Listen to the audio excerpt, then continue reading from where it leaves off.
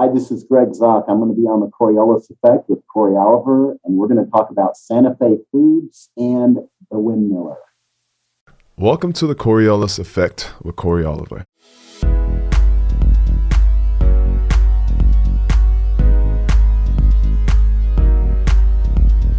Hi guys, I'm Corey Oliver. Thanks for watching the Coriolis Effect. Please hit the subscribe button below, and we hope you like this episode. Hi guys, we wanted to announce that like many podcasters, we just started a Patreon account. Visit our page at patreon.com/the Coriolis Effect. We have 5 different levels of membership and offer early access to episodes, behind the scenes footage, bonus episodes, shoutouts, and much more, including personal phone calls, questions and answer sessions, and live chats with Bob and me. That's patreon.com/the Coriolis Effect. Good morning, Bob. Good morning, Corey. How are you? I'm doing well. How are you? Just checking to make sure I hit record. Or I'm doing good. I'm doing well. Good. Well, whatever they say, I can say now. Yeah, we talked about they changed that. It used to always be well and I'm doing good was wrong, but now I'm doing good is acceptable. And those wonderful, wonderful millennials we have changed the meaning of the word literally. Literally used to mean actually. Like I literally walked 1,000 miles means you walked 1,000 miles. Now the first definition of literally means actual. The second definition means not actual, but used to make a point. So basically figuratively. So literally is its own antonym. How do we know the millennials changed it? Because they have used it so much when they go, I literally died last night. And they've used it so much that the dictionary caught up with them and said, okay, we'll use it the way you've been saying it. Wow. I mean, yeah, that's pretty interesting. The only word in the English language that is its own antonym. It is. It is, and yeah. so, it means itself and it means the opposite and of the itself. Opposite, yeah. Huh, interesting. Not anymore. Well, before I tell you about my fantastic weekend, tell me about yours. Okay, so mine was about... that was something I would do. I know. See that? I'm rubbing off on you. See that? Do you have anything exciting other than the fact that you're growing out? Nobody can see this, but a cool kind of retro Austin Powers hairstyle. Yeah. I got to get my hair cut. I love it. My wife is not too thrilled. I've been working a lot, so I just haven't had a chance I actually like it, but there's just way too much I'm on gonna TV go with for Irina. me to go get my hair cut. What? I said I'm going to go with Irina. Yeah. Well, I thought you said you liked it. She doesn't like it. I know, but I have to go with Irina. Okay. It's like a thing. Well, then she likes it. So what happened this weekend? I went to go see my daughter. Okay. And we went and karaoke'd. Yeah? Oh, yeah. We had the best time. We went to this place called Punch Bowl, and it's like this really cool place in San Diego. And they have these little rooms you can rent so you're not annoying everybody else with your your karaoke. But we just had the best time. And then... So how many people were in your room? We had 8. 8? Okay. Yeah, we had a big group. It was really fun. I had just met some of them for the first time. Well, but they were all part of a group, not strangers. Yes, no, they were all with us. So, yeah, no, it was fun. And did they soundproof the room so nobody outside could hear? Yes, I mean, it's kind of loud because this place has a lot of games. It's kind of a cool place. Like a Dave and Buster's kind of place? Yeah, it's really cool. They don't have many places like that around, where we live. They do if you go into town, like Dave and Buster's you just mentioned. But this place was called Punch Bowl. Punch Bowl, okay. It's in San Diego. They were so wonderful, so nice, accommodating, and amazing. I can't say enough about them. So if you get the chance and you're in San Diego, take a stop by Punch Bowl. And then we all caravanned over to Moonshine. Oh, yeah? And it was like a little mini Nashville in the middle of San Diego. Wow. And a band by the name of Eric Burgett performed. And I'd love to give him a shout out. Eric, you were phenomenal. Your band was amazing. He had a new song called, we're going to have to do a whole show with him. I actually connected with him afterwards, but he was awesome. And the crowd was just going crazy. It was so much fun. So much fun. I had such a good time. It's been a while since I've stayed up till 2 or 3. I think I went to bed at 3 o'clock. Oh. But in the wee hours. My daughter and I had a blast, and it was a great weekend. Pretty so cool. I know. We it was Friday or Saturday. I don't know. We played, maybe it was Saturday. We played Friday I sent you because we played at the old M15, which is now Club 80s.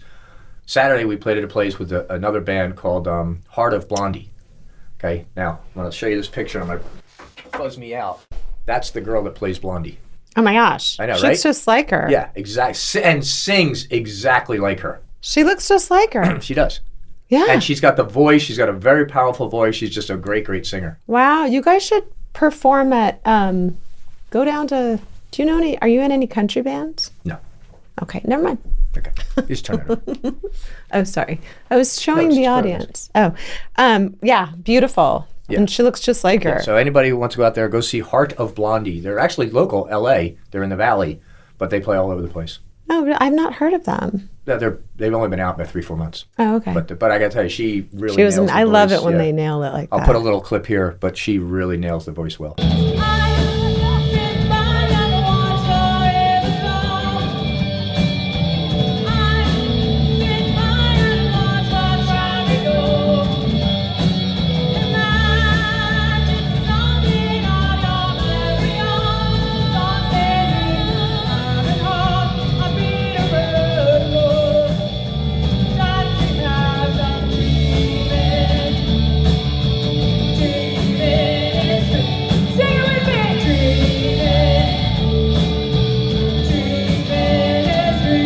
Is anybody still performing in Blondie? Does she still do it? Does Debbie Harry perform? Yeah. I saw her about 4 or 5 years ago. at one of the fairs.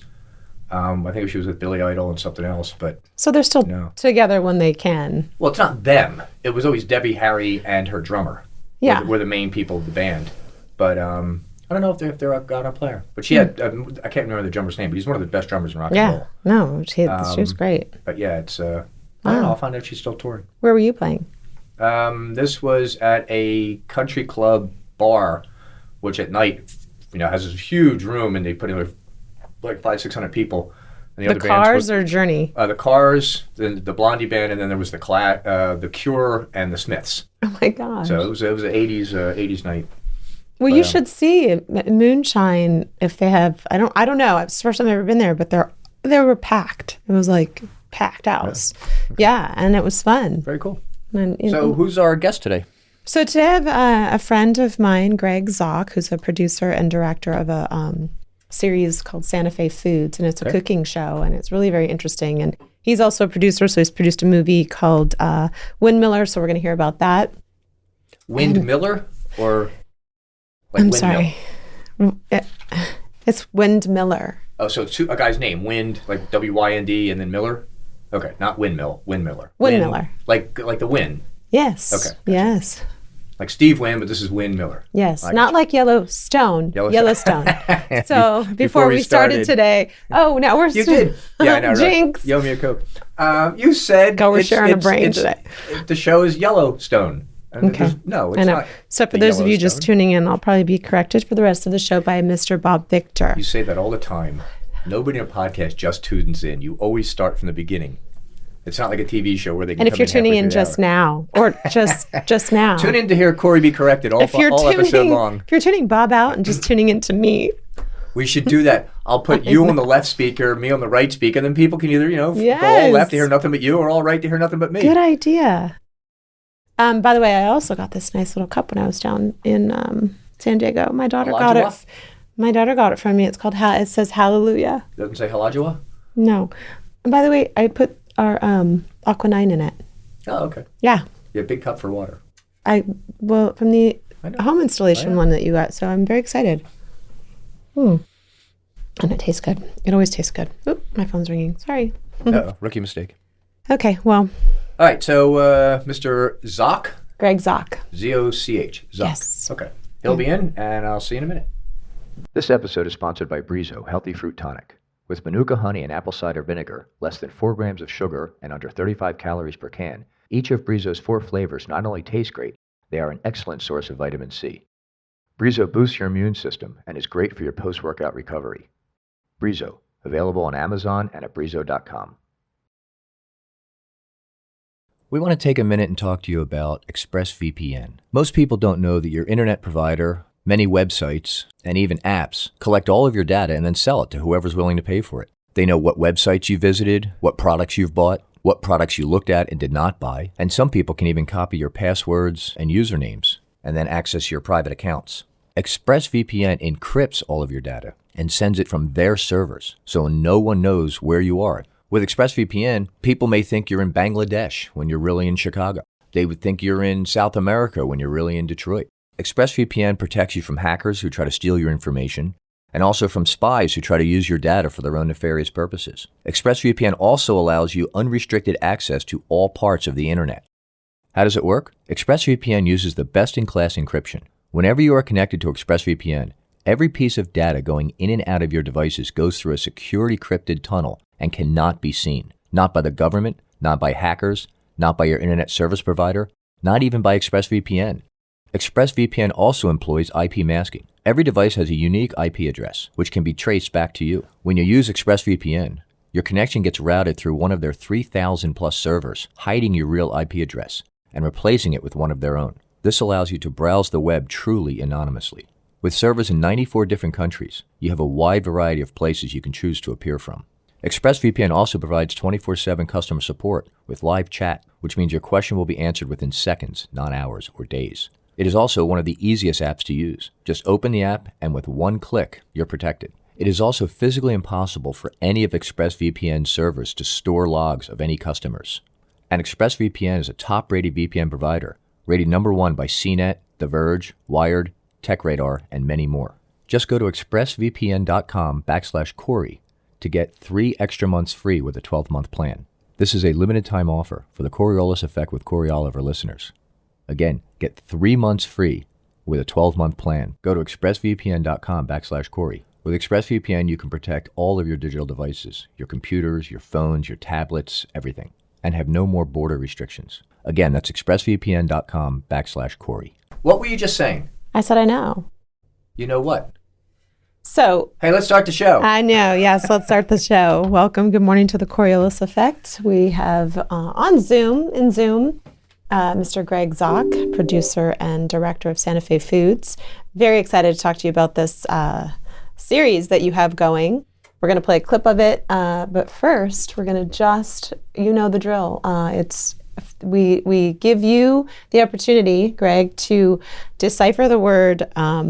It's a phobia. I don't know if decipher is the correct word there. What is the correct word? The correct word is explain or define. Thank you. All right, so Greg, I'm going to play you a word. It is a phobia word. I'll play it, spell it. You got to tell me what it means. Megarocophobia. Megarocophobia. Megarocophobia. Mageiroco phobia. Megarocophobia. What does that mean? I know this. It's the fear of Magero. Close.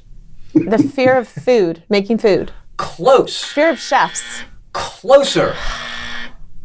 It's usually Think the guest. the fear of producer. Fear of production. Okay. You went the wrong way. You were closer with the food and chef. What's the show about? The fear of cooking. The fear of cooking. We usually, it's directed around the actual guest. So Fantastic. we have no fear of cooking here. I actually love to cook. So I have an immense fear of cooking. yes, I don't know have a fear that. of eating. I have a fear I know. of cooking. I know. I have a really big affection for cooking. That's why I'm very excited to talk about your show. And by the way, my wife has the Food Network on 24/7. Watches everything from Man vs. Food or Food vs. Man, whatever that She's show is. going to love this. She loves cooking shows. She's going to love Santa Fe Foods. So first, welcome, Greg. It's been a long time. I Thank haven't seen you and you're your beautiful looking wife. fantastic. You're ageless. What is your secret? It's called lighting. I'm going to be honest. Then you have to drink whatever Rob Lowe and who's the other one? John Stamos drink. They never age. So. Oh my God! You just ignored what I said. Good morning. Good morning. We have a lot to talk about with you today. You have a show, and also you're producing a movie, which I heard the synopsis, and it's beautifully orchestrated, and I want to know more about that. So let's first start, though. Welcome. It's very good to see you. It's great to see you. This is a dear I think friend of it's mine. been 8 or 10 years, I think, since we had lunch in Santa Monica. I know. It has been a long time. It seems like it was just yesterday, though. I know, it does. Time is like that. Yeah. I know. And you've done a lot since we've met since then. So let's talk about that, because I know you're a very busy man. You and your wife are always doing something. Mm-hmm. And I would love to know what inspired you to produce Santa Fe Foods and why you chose Santa Fe. Yeah, well, Teresa and I have, my wife Teresa and I, who you've met, my gorgeous and talented Teresa. Yes, she is. she and I both have been, kind of had a lifelong love affair of Santa Fe. We've been going there since we were kids. I think she was probably there when her mother was, I want to say gestating, that's not the right word. When she was pregnant with Teresa, I think her mother was there. And so we've just been going there and just fell in love with it many, many years ago. We have also fallen in love over time with eating, much to your surprise, right? Anybody can identify with that. And we met some of the really fine chefs and the restaurateurs there in dining. And we were sitting in one of the restaurants, Cezanne, one night with the owners. And the chef came out and he was so gracious. And we'd been watching Chef's Table. If you've watched Chef's Table on Netflix, you'll know what I'm talking about. Yes. And I said to Lawrence Becerra, I said, Lawrence, somebody should do a Chef's Table of Cezanne. So we, as I said, we had this lifelong love affair with Cezanne, Santa Fe, and we were at Cezanne and talking to Lawrence about if somebody should do a show on this place. And it just kind of, the seed was planted, and a few years later, Teresa and I were talking, and we're like, gosh, do we know anybody that could do that? And so we said, let's do that. And so we just started putting things together. And literally, it was like the Red Sea parting. Everything aligned perfectly. Everybody started, pitching in the barriers that normally occur in any sort of production. And Cory, you know what I'm talking about. When you get on the set and you get pre-production started, and there's hoops and barriers, and now you can't do that, and it's impossible, whatever, right? And they just kind of fell away, and everybody just kind of embraced us in Santa Fe and beyond. And it's just been a wonderful experience. We had probably the most fun shooting the pilot episode as we've had in anything we've done in a very long time. So Teresa and I are very happy. We're very excited about it. We think that Santa Fe is one of those places that's on a lot of people's bucket lists. And those that have been there know it's art and it's culture and it's history and it's architecture and it's shopping and it's jewelry and it's food and it's great food, right? No, I know. I actually been there once, and it was so beautiful. And they really do maintain the integrity of the towns and the cities and all of the structures. They really are. It's a clean place. It's. I read here though in an article it says that that every restaurant is a reflection of the chef. This is from you. They all have exciting stories. You basically wanted to tell the stories of the chefs and the people behind the restaurants, and their story and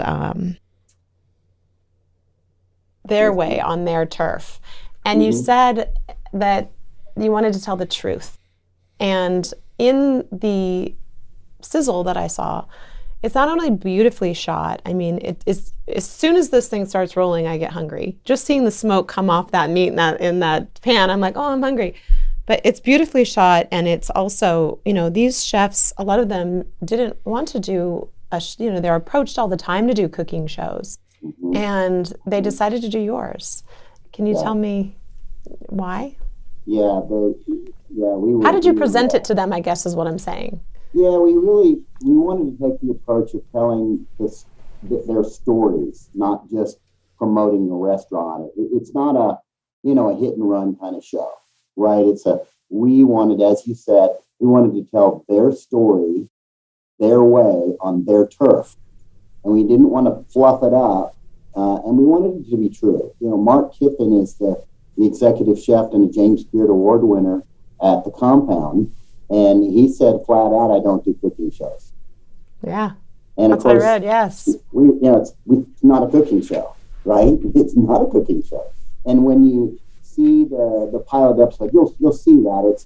It's really, every one of these chefs has an incredibly wonderful and heartwarming and dramatic and heartbreaking backstory. Because as you know, anybody that's achieved any real, true level of success, and that's a relative term, but in with the James Beard Awards, that's like Academy Awards for actors, right? It's the thing, right? If you won awards, that's who you want to be recognized by. But most of these people, that's incidental to what really I think and it's not a cooking show. I think it's a love story.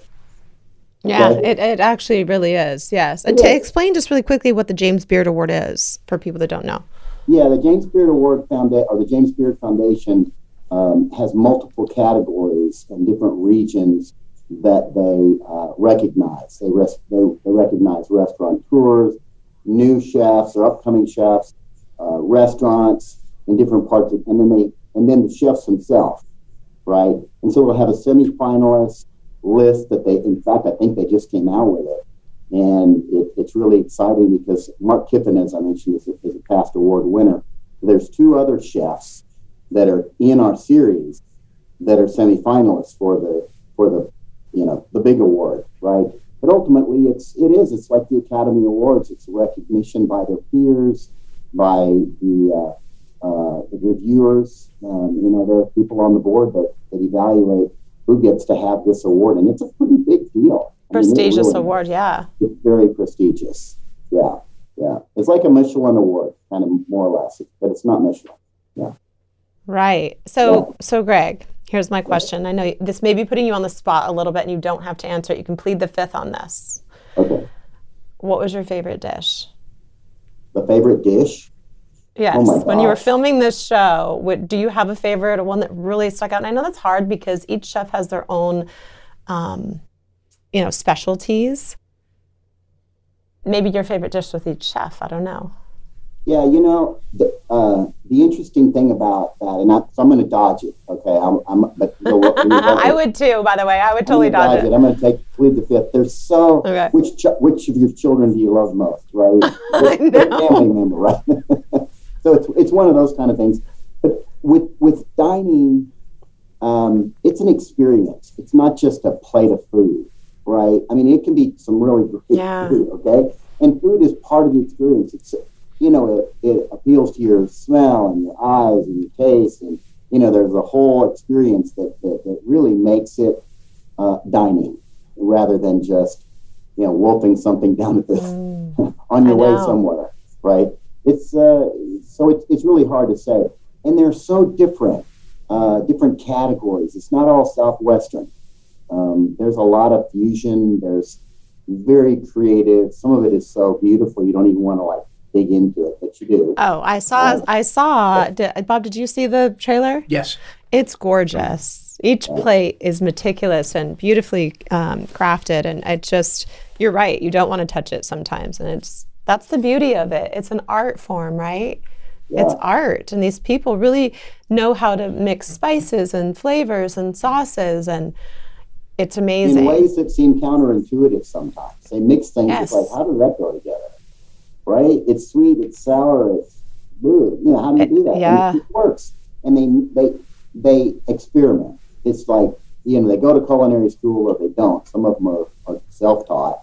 And they don't just come out of school like, bing, I got it. It's a process. And many of them spend the rest of their entire career getting it right. And these first 6, and we could have done 20 episodes or more in the first season. But you got to have a season 2, right? You do. I could see this going on and on and on and on. The way that you shot it is definitely a different approach too. It's not your typical. Not that typical's not bad either.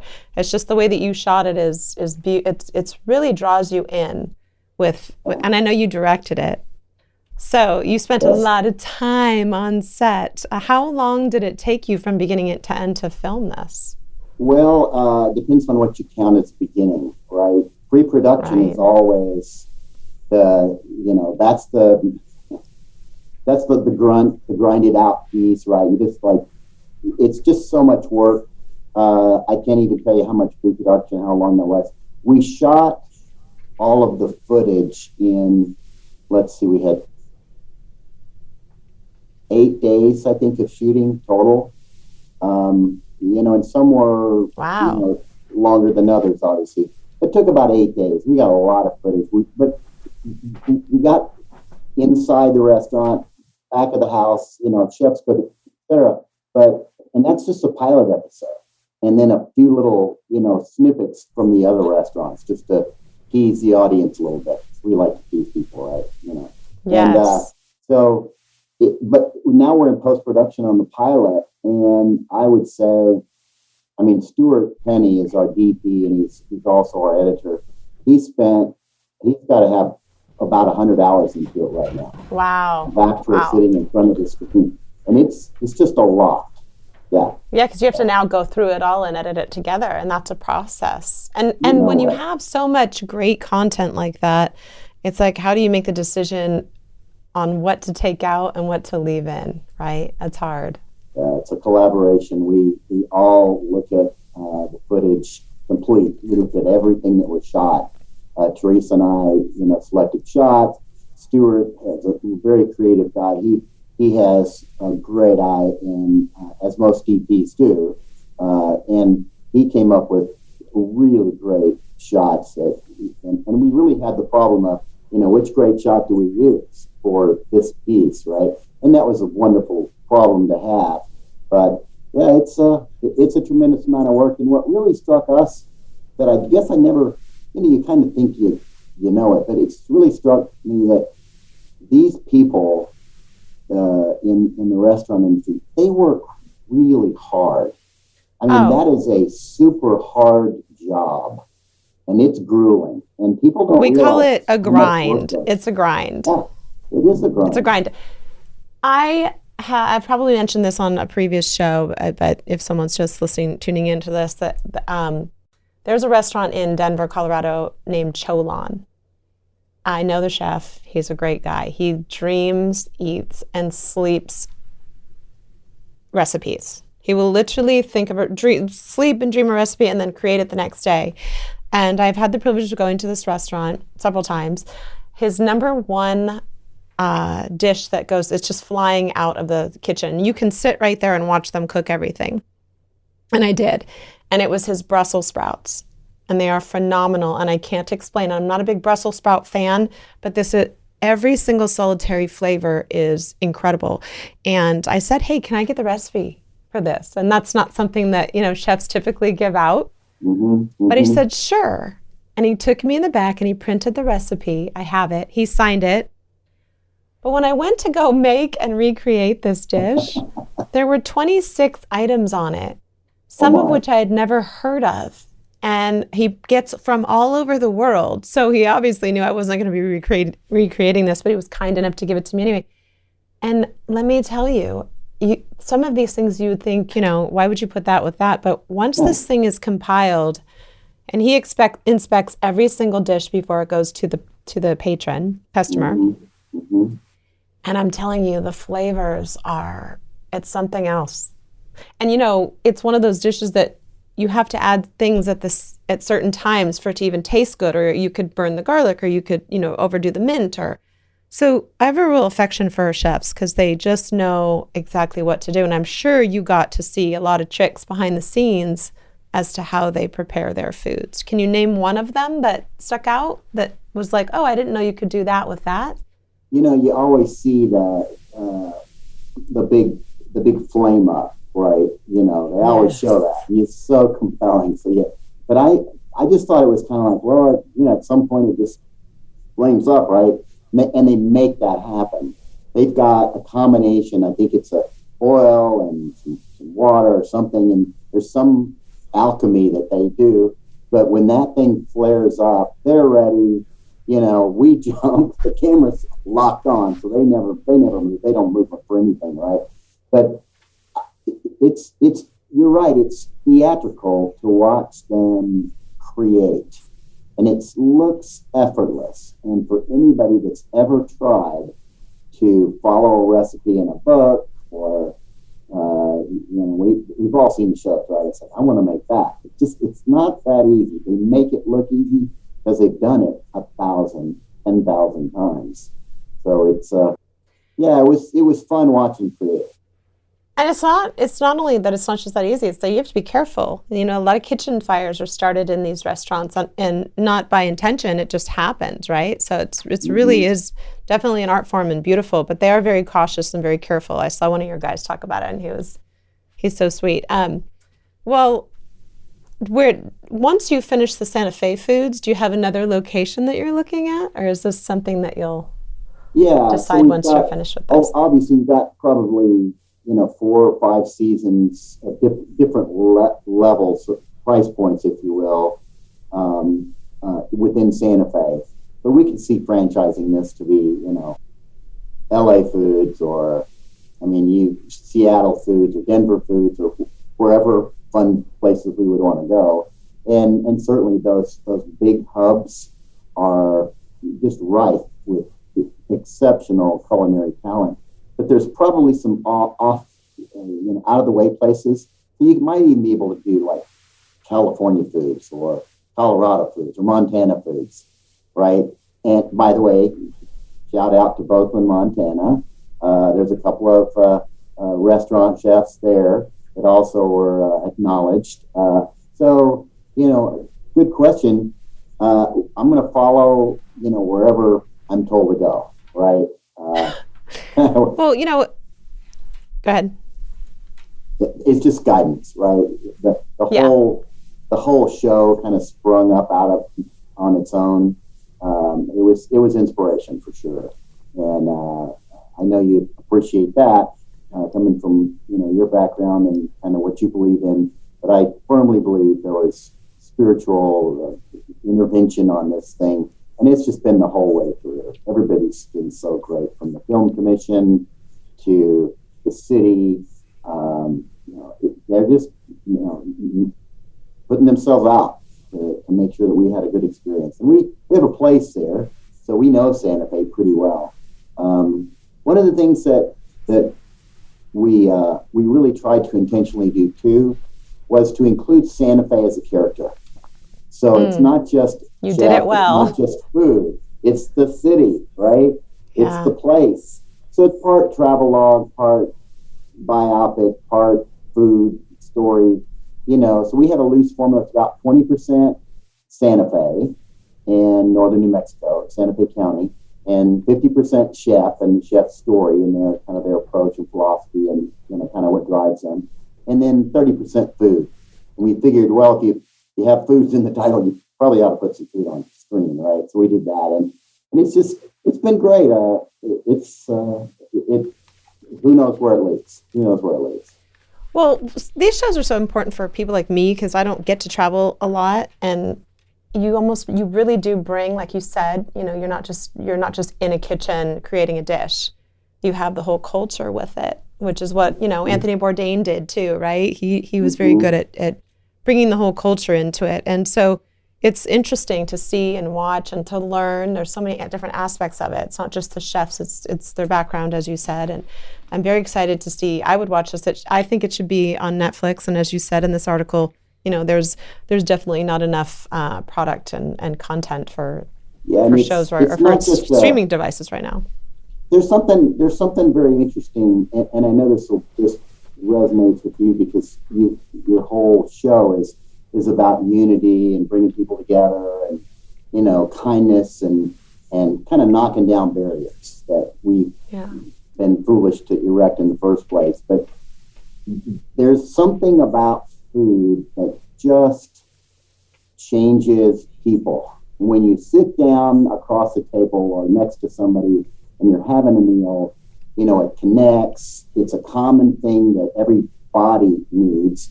But there's an experience. The TV's off, your cell phones are down. Yes. You're enjoying the moment and you're connecting with the food, people. And it doesn't matter what their ideology is. It doesn't matter where they were born, what religion, where they are from. None of that matters. You're 2, 3, 5 human beings sitting down and all having the same, more or less the same breaking bread experience. together. Yes. Yes. There's something magic about that, isn't it? There is. I'm Italian and French, so I love food. I just love all kinds of foods. And I love to branch out and try new things. I am guilty of getting stuck, going to the same restaurant and ordering the same thing. And so when I see a show like this and I'm familiar with a dish that they've talked about, or I've learned something and I see it on the menu, I'll go, oh, I actually saw that on this show or that show. I'm going to try that. It just kind of helps me, break out of my own little bubble. Yeah. But I am a foodie. So you grabbed me with this show from the beginning. I think you sent me it a while ago and I was like, oh, yes, let's talk about that. I'd love to do. You're our first food show on. Yes, definitely our first food show sometime done producing. Yes, so we're very excited. I'm very excited for you. Thank you. I feel honored, yes. Well, look, if you go to Santa Fe... That's not fair. It's only our 5th episode, so... It's not. What is here, 89? This is 90, I believe. You're a 90? 90 or 91, but I think 90. Wow. I can see I was in the first 100 shows. I know, right? Yes. And now she's on like 1,027, and yeah, good for you. You've done very well with this whole program. Every episode I watch is compelling because there's no, I say no, I'm sure there is a lot of structure that you prep clearly, but it's just like this free flow kind of connection that you don't know how she cracks the whip when we're off camera. I do not. I was trying to give her some props there, but yeah.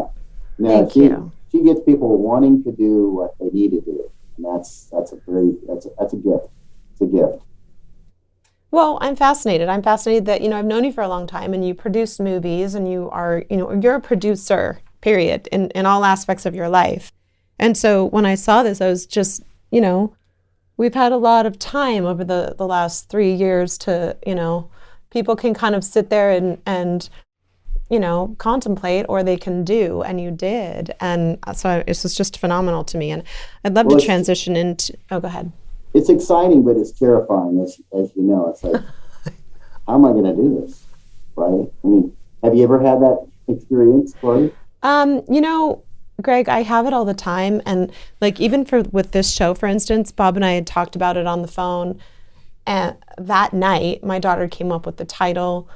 The next day we were on the ground rolling, and we're less than a year into it, or if a year into it, and 90 shows. And so we both feel like we know that God is behind it and pushing it forward, and guests came, and it's a collaborative effort and a lot of time spent, and we both have other projects too, so we both understand what it takes to even do one show, let alone 6, let alone 90, right? But a thing you truly believe in cannot be wrong, right? And D.H. Lawrence said that years ago. And so I have always believed that, and I think that if you believe in yourself, you can make anything happen within reason, right? And so I love that you brought this idea, this concept to fruition, and it's so beautifully shot, huh, Bob? I mean, teaser's great. A teaser's great. It's gorgeous. And I mean, it's probably a lot to, Santa Fe, the lighting. People go there for photo shoots because it's so incredible. So that must have been a fun shoot for you. But I would love to transition into Windmiller, it's called, correct? The Windmiller. Yes. I listened to the synopsis, and immediately I thought it was like, this could be like the next Yellowstone. Yeah. The Yellowstone? Is it Yellowstone or Yellowstone? Yellowstone.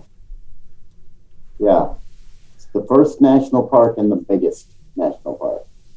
Well, tell our audience that, because I have the 5 Cory, points. who was the president that made that a national park? Yellowstone? Yeah. It's the first. Presidents have to make them national parks. Oh, so it has to be. Greg knows. Yeah, but do you know? Go ahead. I know. Andrew Jackson. No, it's got to be later now. It's got to be Grover Cleveland. Grover Cleveland. Bully. Oh, Teddy Roosevelt. Yes. Did he found the national park system? I think he did. Okay. Yep.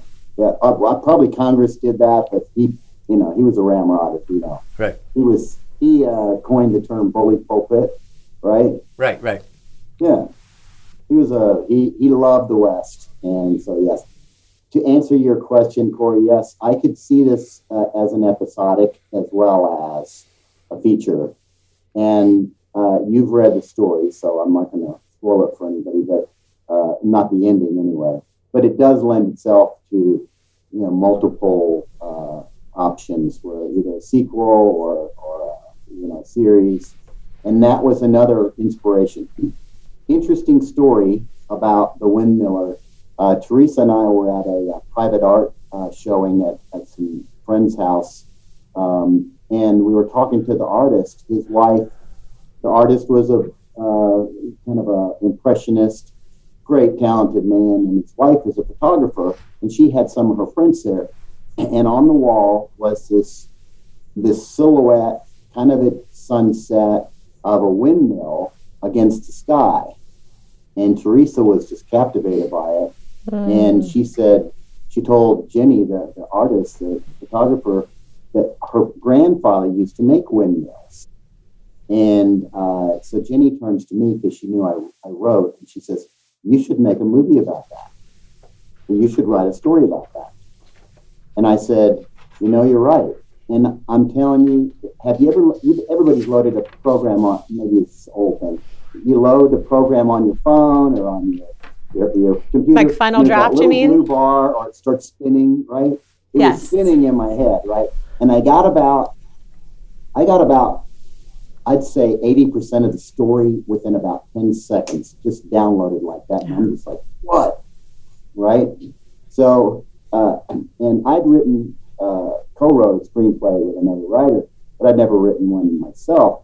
So I went out and I'm Googling, screenwriting software, right? And so you get Movie Magic, and so I learned how to use that, and it's just kind of intuitive. It's great software. But I started writing, and it just poured out of me to the point where I really, in many ways, don't really have. I'd say I wrote about 50% of it. The other 50% was God, right? And there was a couple of points where I was writing, and then I print a few pages for Teresa to read, and she'd read it, and she'd say, "What comes next?" And I literally did not know what. No. You gotta say, stay tuned. Yeah. Exactly. I'll tell you next week, Thursday at 7. Let's binge, right? And then it's been polished, and I've gotten some great feedbacks from some professional writers, and we've had good readers that professional readers as well as writers that've seen it, and I've gotten some great coaching. But to your point with Coriolis, it's like you start these things, and sometimes you think they're about one thing, and they're about 15 other things that you never saw coming.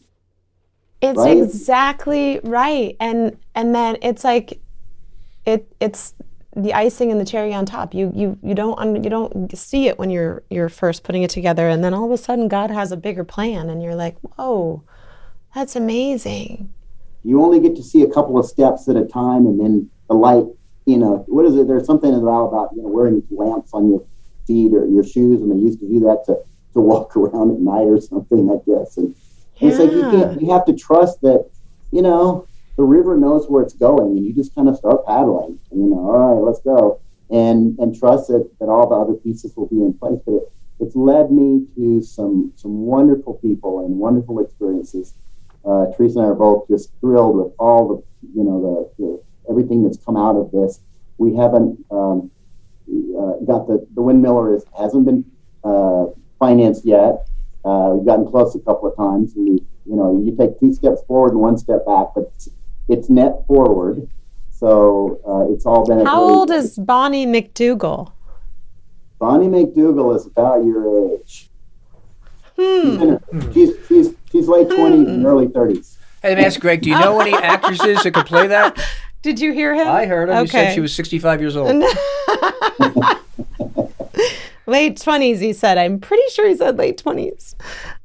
People are probably wondering. I'll give you I've got the synopsis here. Yeah, because you say Gabriel Miller. You literally say he is an angel from heaven. I mean, exactly. It's a really good synopsis. So please tell us. Yes. Yeah, the full synopsis I can certainly read you, but the log line, which is like a little bit teaser, it's just it's set in the 1880s, New Mexico territory. New Mexico cropping up again, right? An angel from heaven disguised as a cowboy who repairs windmills uses his supernatural powers, humor, and timeless wisdom to help a young widow and her son defend their lives and land from a hostile takeover by an evil land baron, right? So it's the classic good versus evil, but this angel, this Gabriel angel that comes down is he's got quite the dry sense of humor. So think Sam Elliott, and his kind of smirky. I was thinking humor. of, you saw the show with, I see him all the time in Malibu. If you give me a hard copy, I'll keep it in my car and I will literally give it to him. what's the movie with Vinnie Barbarino? Michael, with Yes. Vinnie Barbarino, come on, John Travolta. Oh, yes, John yes, Travolta. yes. He's the angel comes down and he's just like this, Yes, that's right. He You're was right. kind of a train wreck, though, wasn't? Yeah, exactly. Yeah. This Yeah, guy's Gabe not. He's Gabe has his problem. His problem is he's in a human body, and so it comes with it comes with its limitations. He's got power, but he's not unlimited. It's not it's not your grandfather's angels from heaven, right? yes. He's he uses his wisdom and his humor and his angelic powers sparingly, not the wisdom and the humor. He's free with that, but he doesn't use his powers really, just as a right out in the open. He kind of wants to stay. He wants them to figure He's it reserved. out. Yeah, he's reserved. That's a good word. Yeah. But it's a fun story. It's very uplifting. It really is. It's got all the right notes. It's gritty. Okay, so it's probably PG-13. There's a little violence and a little bit of language, but it's something that Gabe calls him out for. But it's real. It's a fun ride. Let me ask you, because I've obviously written a script as well, and Bob has. And how did you draw both of these characters? Are there people in your lives that lended their characters to this character? You don't have to name names. Unknowingly. Yeah, you don't have to name names. But it's definitely one of those things. Writing, when you're developing a character, you become very close to them. And I've written scripts where I've had to kill a character off, and I've literally been typing, crying when I'm killing this character that I created, right? Because you're so emotional about it. Like, how did you create Gabriel Miller? I mean, we know there's an angel Gabriel, but and Bonnie McDougal. How did you create those two characters? Well, a lot of it did come kind of spontaneously, as I mentioned, and Gabe. Initially, I really did write with Sam Elliott in mind, just because he just had the look and the sound and he's old enough. I didn't want him to be so young that Bonnie could have this, love attachment or romantic thing for, which Hollywood loves to do, right, with every relationship, it seems like. But I wanted Bonnie to be strong, but vulnerable. And in that day and age, if you were a widow and you were on your own, first of all, it's just not normal, right? And it wouldn't last very long. And it would be, the predators would start moving in. And she was an immigrant, and she was had a dream that was her husband's dream. But when he was killed, not a spoiler alert, he gets killed in the first episode, or the first couple of scenes, actually. Right. But when he gets killed, it's like, was this really her dream at all? But now she's got a child, and she's got all that. So I wanted her to be somebody that represented the innocent, taking care of the innocent, an immigrant like most Americans were or are. We're all a bunch of mutts, right? And she was essentially, all alone in her mind. It's the story resonated with me because I was married to my daughter's father, and he left when she was 1.5 years, and we don't have to play the violin because I'm through that. But initially, and to your point, and it doesn't even matter how long ago it was, mine was, 21 years ago. And I'm being completely transparent. This is not something I've ever said publicly before, but you feel a sense of shame that now you were married, whether they died in a car crash or they left, right? You are a widow in a sense, because divorce is like a death. And you are now single, raising a child on your own, no wedding ring on. You feel like, I don't know if that ever changes, that People feeling. People are looking at you and seeing you differently. Seeing you differently, and you really, I did. I'm not saying everybody does, but it's a hard process to work through. And so I loved this story because there's a lot of that even reading it, you can resonate with, heal from. And it's got such a great message. And there are 5 points that you mentioned in the synopsis, and I'd like to mention them here because, a lot of projects that are made now leave you feeling sad, or it's just dark. But this really is, you say, there's 5 points. It covers evil in the world, that God answers prayers. We know that massively. The angels are real. They really are. I've met one of mine. That good people can lose their way and find it again. That was the one that grew among us, really right? got me. Yeah. And that God's healing and redemptive power is available to all who seek it.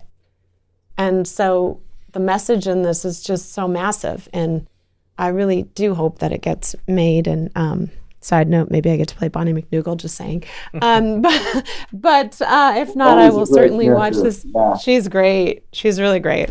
Yeah. Well, and it probably resonated with you because, you have this daughter now and you have to be strong for her. Yes. But when you close your door at night, you go into your room, it's like, it's all the stuff comes out and it's like, now you're not strong. And you're not strong. You're you, right? How am I going to get through this? I'm human. I'm human. And that's the thing, Well, Bonnie prays, not really believing that she's going to get an answer, right? It's like, are you even there? And and he answers. And Gabe Miller isn't the knight in shining armor that just stands in front of he fills her up. He questions her assumptions about herself, about David and his process, and there's a lot wrapped up in there. And thank you for crying.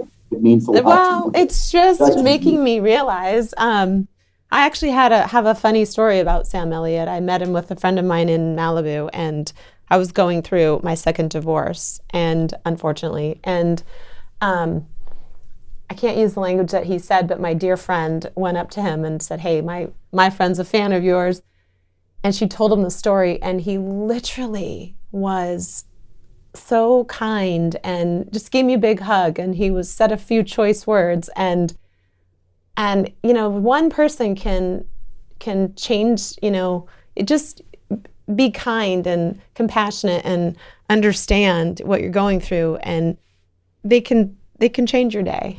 And that's why I love this movie, and we should have more movies like this made, because it's so important to, what does the Bible say? Feast your eyes on things that are lovely, things that are noble, things that are pure. Because we have a saying on this show, garbage in, garbage out, right? So what you're watching is creating, your mindset. And so I love this redemptive story and how beautifully it's written. You're an amazing writer, so. Oh, well, thank you very much. Well done. Thank you very much. I appreciate that. I would love to see it made too. We'll see. It's in his hands, and I set it down. I tried to push on it really hard for a while, and it's pushing rope uphill. It's how the film industry is. There's a few snakes in the grass. There's a lot of promises. There's 1,000 ways that they can say no, I'm not interested, and one of them is, we're very interested, which is like, wait a minute, so sometimes they're not, and they say they are. And so it's been a process of just letting go of it and saying, okay, I'm just going to set it aside. If it happens, it happens. If it comes up in conversation, I'll talk about it. And if it doesn't, it'll happen when it happens. What does the word say? Be specific in your requests, and through prayer and supplication, let them be known. And I've realized, like, the more specific I am, the quicker my prayers are, because it's like God knows exactly what I want. I'm just specific. It's like as parents, if our kid comes to us and says, hey, we want a certain pair of shoes or a certain whatever shirt, and we go out and get them anything, and they were like, no, I wanted the red pair with the black laces or the, you know, Right. we would have gotten that. So Yeah, we have to pray specifically. It is a very good thing to remember. And what did Jesus say? You have not because you ask not. Yeah. Right? So ask, and then have faith that in the way that's the best, not necessarily my way, it will happen. And, you know, again, sometimes I think the story was a lot of fun, and we love it, you like it. I mean, so there's a lot of people that have really enjoyed it, and that is a reason enough to read. That's reason enough. But if it goes wide and long and tall and becomes a series, you know, we'll laugh about this, and that'll be fun too. So I always say when it goes, it will. You know, it's interesting because these kinds of projects, people, you know, you and I could go see the same movie, and we could walk out of the movie, and I could say, oh, I really love that. And you could say, oh, I wasn't a big fan. So they're all subject to one's own interpretation, right? You can give your script to many different people. I mean, I've given my script that's won awards in its written form to people, and they've said, oh, you got to change the ending. And you're like, wait a minute. I don't want to change the ending.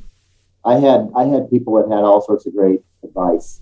They wanted to make Gabe needed to be a woman. We need to have more, you know, people of one ethnic group or another.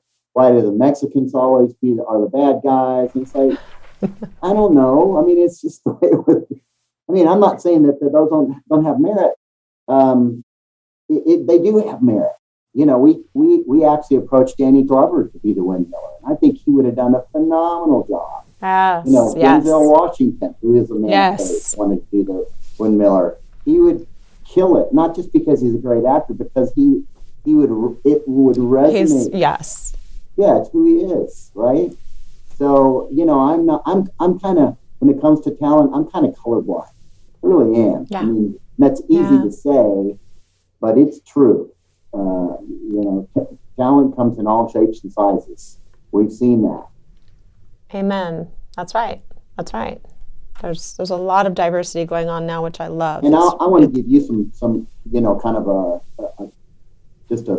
credit here.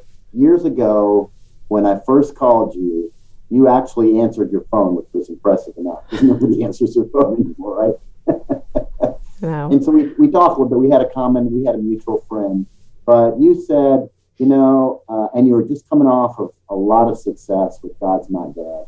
And you said, I never want to be that person that just becomes too important. I'm paraphrasing it, but too important to take other people's call and, you know, not help other people out the way I was helped out, right? And that's just been consistent. Every time I call, you're there, you call back, or you've got a little autoresponder. I'm driving right now and I'm being responsible. You know, that's so funny because she never accepts my calls and never calls me back. Days and days and days, I never get a call back. That's so not true, Bob. I don't know why you have to always be so mean to me, but he actually, it's a love-hate. I think I know. No, thank you. You know what? I honestly, being in this business, I said to God years ago, thank you for saying that, Greg. I said it to him years ago that I won't. If someone reaches out, I don't know that I can actually help them in what they're doing, but I will talk to them and see what we can do to help, right? Because my Nana told me, and I've said this a million times. That word, right? Yeah. You never know when just a kind word will pull somebody off the ledge, right? Because you just never know what's going on in people's lives. You don't. You really don't. And everybody's fighting a hard battle, right? Yes. And we don't know what that battle is oftentimes. And I've spent many, many hours, many as you and as Bob and as many people have in this business and in life, calling people that, and they may be available, but then if the assistant tells them that it's you, they're like, oh, take a message, and you never hear back. And I've got stories upon stories about that. And I just said a long, long, long, long time ago that if I can, I will. And thank you for saying that. I hope I continue to be able to do that. So you have, yeah.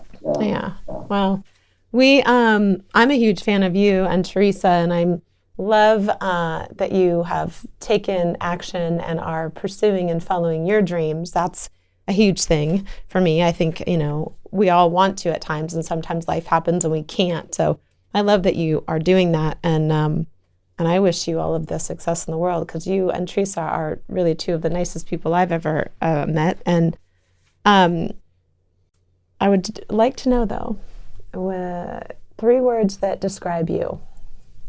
Oh, stubborn.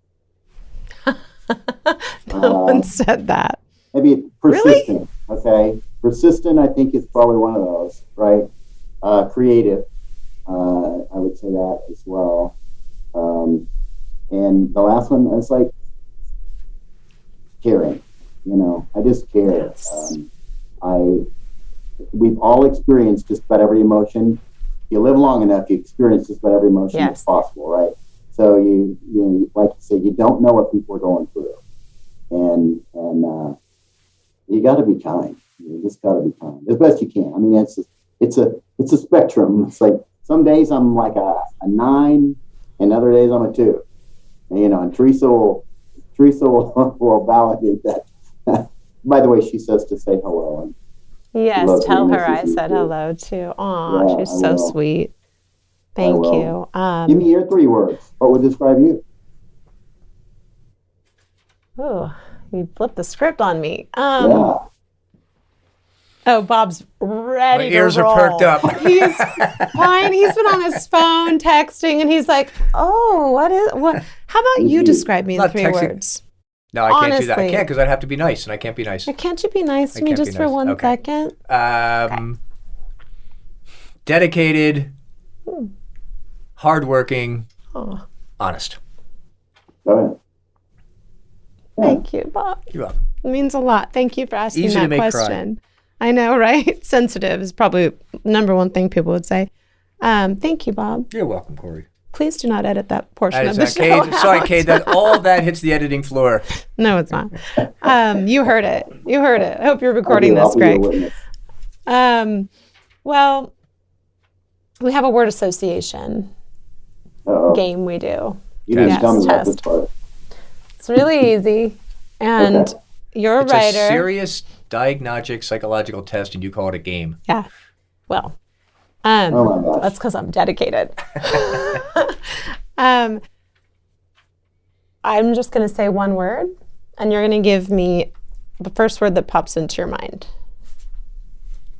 So we will start. Windmill. Winds. Cooking. Santa Fe.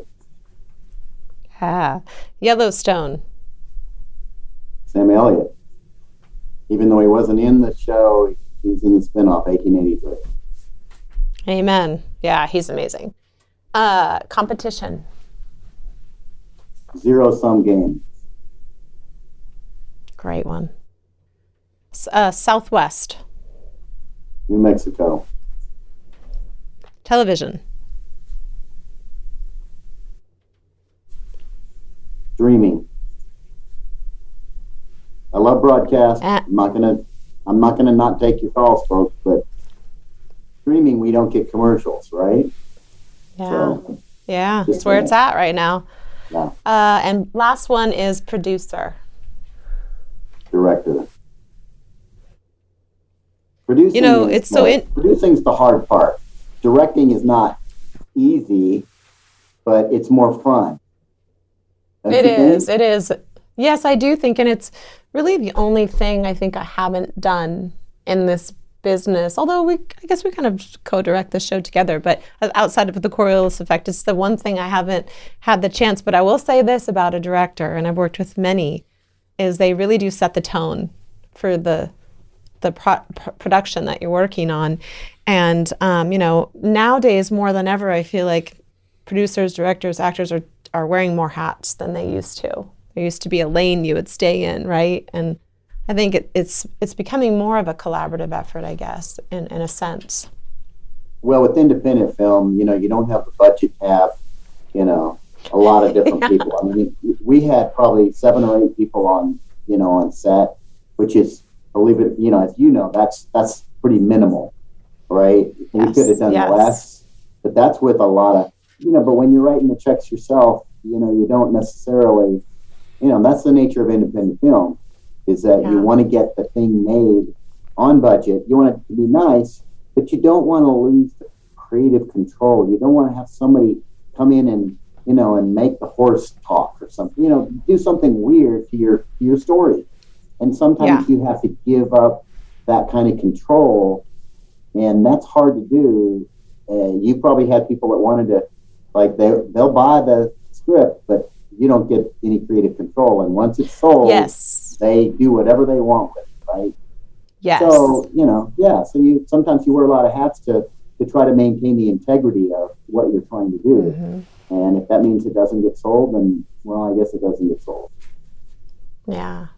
Yeah, I agree with you. And we're hopeful about Santa Fe Foods because it's just fun, and it definitely gets your juices, literally gets your juices going. It really does. Honestly, it does. It's beautifully shot. We're going to show a clip of it in this show. The last thing I would love to know is who influences you the most currently, other than Teresa, because it sounds like she's such a great, supportive wife you have there that inspires you and encourages you, which is so lovely. Yeah, I've got a good friend who's probably the most encouraging person that I've ever met. And he's just one of those, go for it kind of guys, right? You need that cheerleader, I believe in you kind of, without being, too cliche about it. But beyond that, we're products of our parents in so many ways. And both my parents were just very creative and very encouraging and critical as well, but in the way to make you better. They made me think. They made me, they never told us what the definition of a word was, Bob. We had one of those dictionaries that was this thick. Oh yeah, the Oxford ones. Yeah, you flip the, how do you know how to spell something? Well, go look it up. How do you look it up if you don't know? Yeah. What if the word's like pneumonia? How are you going to figure out pneumonia? Who do you think would look under P? Exactly. Yeah. Yeah. Psychosis. Yeah. You get that from your parents, right? So no, but they were wonderful, and God rest their souls. They still, I still look back and sometimes I'm walking past a mirror and I see my dad. Oh, isn't that beautiful? That's so sweet. I love that. Well, Greg, Zoch, I can't wait to see this series in series form. I'm praying it's a Netflix series. Just saying, because it could be Amazon or Hulu. I know. You'd rather have Amazon or Hulu. They pay better. All right. Well, whatever it is, it's going to make it, and I love it. And thank you for today. I'm so grateful. Yeah, if you have a hookup, we'd love to talk with anyone. We've got some kind of casual conversation starting. We've got the pilot that should be finished in the next 2 or 3 weeks. And if that's okay, or at least maybe by the end of March this year, right? So, well, maybe I'll just say this: we'll end with the trailer here. I think we'll end the show with the trailer then, right? Perfect. Already done. Already done.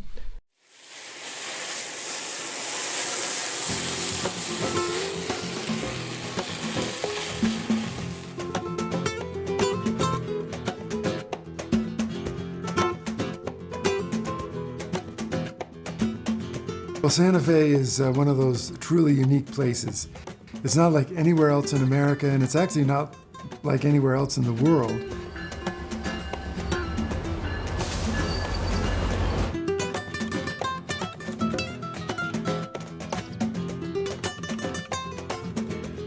Santa Fe has managed to maintain its unique character, which is just fabulous. That's what I love about it. You've probably seen beautiful red strings of chilies that hang up on eaves around this area. Well, that is the way that the chilies were dried so that people could use them throughout the entire year. Santa Fe has extraordinary world-class restaurants that equal of anything you could find, not just in the United States, but also in Europe. There's tremendous diversity in our restaurants and the foods that you can eat when you come to Santa Fe. We have a fire here at Sazon, enough to keep us closed for 7 months. The fire marshal, I remember telling us, saying, 30 minutes later, gone. It was May 12th, I think that was exactly Mother's Day. When something like this happens, you don't know what is going to be the result. Forget it of the material damage. The business. Is people gonna forget that you exist?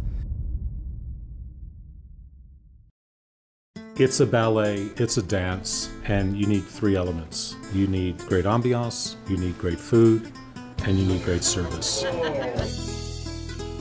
Welcome to Sazon. Welcome to Geronimo. Welcome to Market Steer Steakhouse. Welcome to Restaurant Martin. Welcome to Sacela.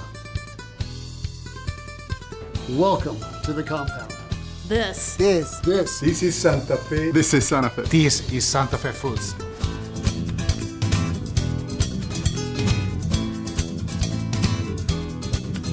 You're gonna love it. You're gonna love it. You're gonna love it. You're gonna love it. Wow, you're gonna love it.